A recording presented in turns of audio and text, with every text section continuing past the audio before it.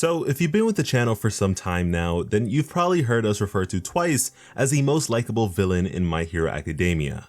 That he is really and truly a good person to his core, and is, if nothing else, a character manifestation of the belief that we're all just one bad day away from villainy, which is made abundantly clear when reflecting on the events and choices that could go on to lead such a kind-hearted person along such a path of infamy. And with this video, we'll be doing just that, taking a retrospective look at the origins and life of Jin Bubaigawara, which is a name I have no idea if I'm pronouncing correctly because it's probably the hardest name to pronounce in the series, but whatever. Better known to us all as the villain Twice.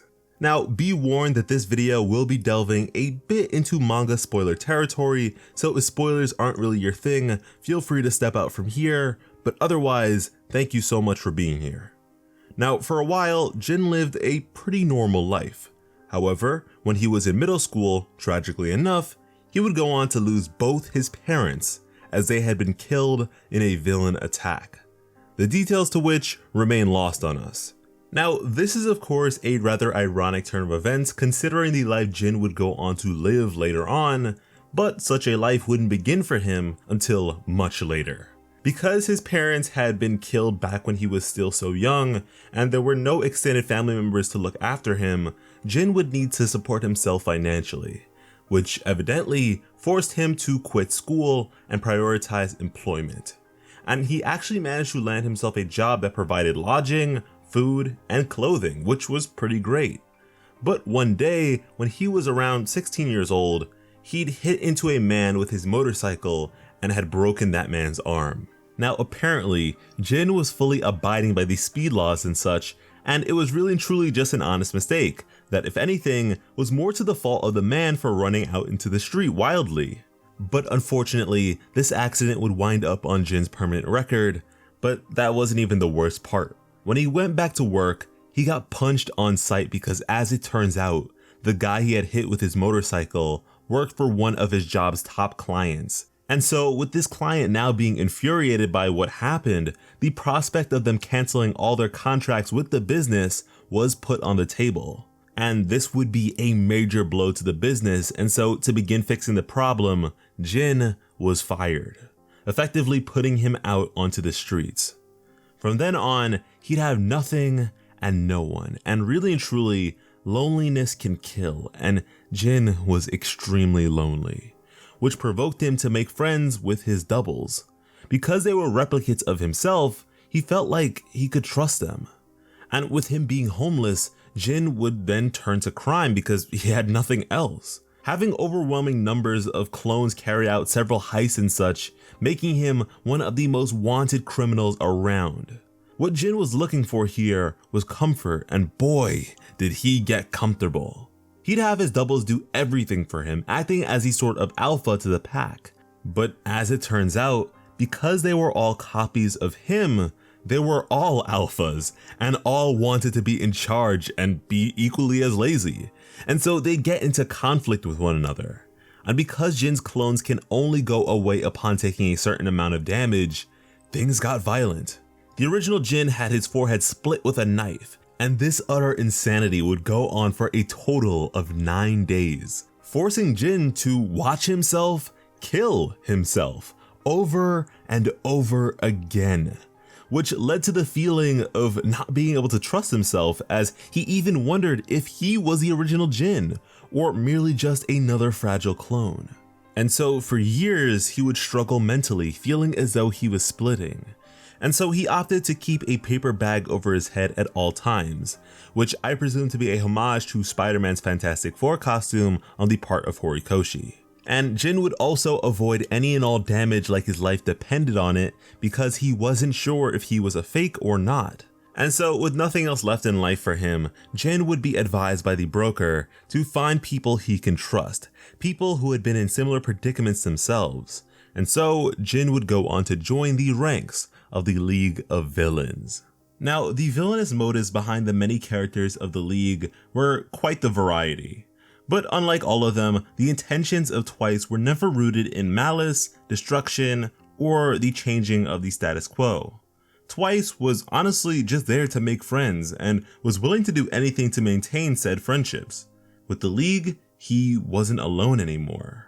Now, Twice was always particularly close with Toga. He'd often referred to her as being really cute and such, but as far as I'm concerned, it never came from a predatory or romantically involved sense. Rather, with Twice seeing the League as his family, Toga was like the crazy homicidal little sister he never had. And considering her age and when her normal life began to spiral, I wouldn't be surprised if Twice saw a bit of himself in her predicament. Certainly not down to the little details, but more so generally. Now, considering the capabilities and potential of his quirk Double, a power that could easily lead to the toppling of nations, Twice was a powerful addition to their ranks. However, because of his trauma, he had for the longest time held himself back. He'd hardly engage in combat as to avoid taking damage, and would refuse to make doubles of himself. Not only that, but the sense of uselessness he felt during the overhaul arc was immense. His introduction of Chisaki to the League resulted in the death of Big Sis and the loss of Mr. Compress's arm. And even after the fighting was over, because he lacked an intricate understanding of the quirk-destroying drug, he was unable to create mass replicates of them, which would have provided the League with all the power Chisaki envisioned for himself, and more. But in the fight against the Meta Liberation Army, when the life of Toga was threatened, Twice was pushed to his limits and beaten down. And it was with this beating that he realized that he was in fact the original him, as he didn't cease to exist. And with that alone, Twice was able to overcome his trauma, and the Sad Man's Parade would begin. And the sheer volume of clones Twice was capable of creating is honestly ridiculous. We've already made an entire video on just how powerful and strong this guy really is, so if you're especially curious about that, I suggest you check that out. But oh man, from here on out, everyone knew just how much of a threat Twice really was, and it was really exciting. When it came time for the War for Society, Twice was very much so one of the most dangerous threats in the equation. This guy could turn the tide of battle in an instant. And with the sheer number of volatile quirk users that the Paranormal Liberation Front possessed, the possibilities to be had with such synergy would be astronomical. Incalculable even, as the villains would be able to overwhelm the heroes with an infinite supply of troops. An army of high-end Nomu would be like a zombie horde where the zombies all have superpowers.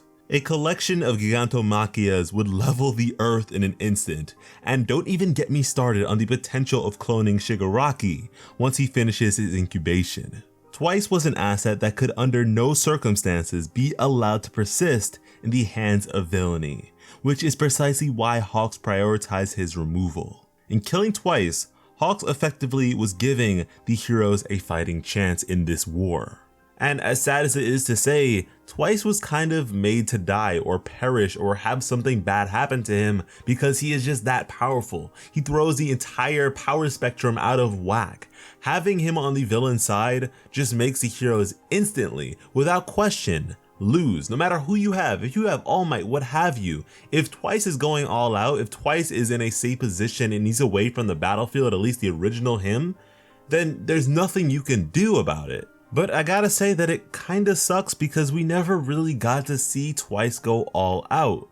We got to see him use his powers really for the first time during his fight against the Liberation Army. But when it comes to all the prospects of his quirk and what his quirk could have been used for prior in terms of like his replication of items and such, we didn't really get that. And if I look back at his history and his backstory, I wonder why he didn't just make replicates of his family members. Because there's no clause to say that he can't bring back the dead, that he can't make a copy of someone who has already perished. So with that thinking, there wasn't really anything to keep him from reviving his parents. I mean, they would be susceptible to blows and what have you, but he could have led a normal life if he just did that at least.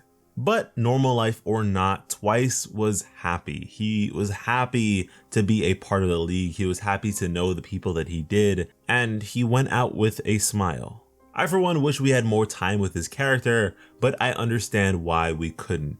To be fair, his story isn't the most riveting. It wasn't innately insane or crazy, but it progressively got more and more strange and deranged, so I'm curious. And hey, if you enjoyed the video, I highly suggest you subscribe, because when it comes to bringing you some of the best My Hero Academia content on the platform, Plot Armor has you covered. As always, I am Slice of Otaku. Thank you all so much for watching, and have an awesome day. I love you.